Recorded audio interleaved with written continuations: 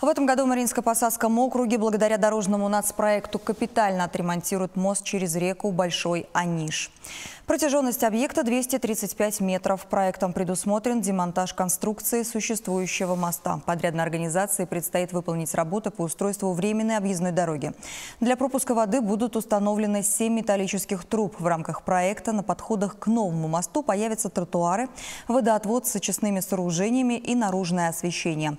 Сдать его в эксплуатацию планируют уже в октябре.